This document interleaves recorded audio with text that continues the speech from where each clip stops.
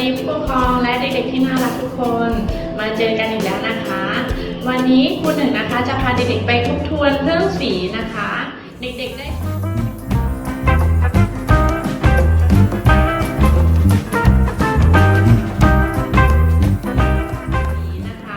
เด็กๆได้ชมคลิปแล้วอย่าลืมท่องตามนะคะท่องตามแล้วอ่านคลิปมาให้คุณหนูดูด้วยนะคะเจอกันใหม่ครั้งหน้านะคะบ๊ายบายเตรียมตัวไทยคิดชาแนลมาเรียนรู้คำศัพท์ของสีต่างๆในภาษาอังกฤษกันนะคะ color สีต่างๆ What color is that? black yes It is black it is black สีดำค่ะ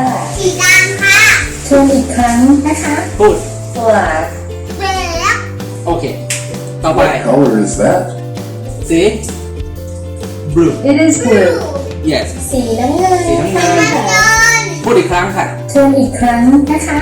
blue blue โอเค next What color is that? what color is that It brown is brown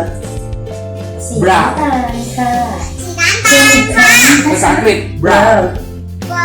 โอเค next What color is that? green yes It is green สีเขียว สีเขียว ค่ะ โอเคอีกครั้ง ทวนอีกครั้งนะคะ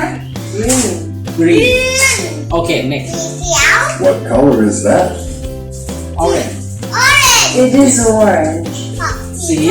yes สีส้ม ทวนอีกครั้งนะคะ พูด orange orange yes next What color is that? yes pink It is pink ภาษาไทยคือสีชมพู ค่ะทวนอีกครั้งนะคะ ภาษาอังกฤษ pink pink yes next What color is that? purple It is purple สี yes ม่วงค่ะ สีม่วง ทวนอีกครั้งนะคะ อีกครั้ง purple purple next What color is that? ภาษาอังกฤษ red It is red red สี yes แดงค่ะ อีกครั้งนะ ทวนอีกครั้งนะคะ พูด red yes next What color is that? ภาษาอังกฤษ It is White white สีขาวค่ะ Yes ทวนอีกครั้งนะคะ White yes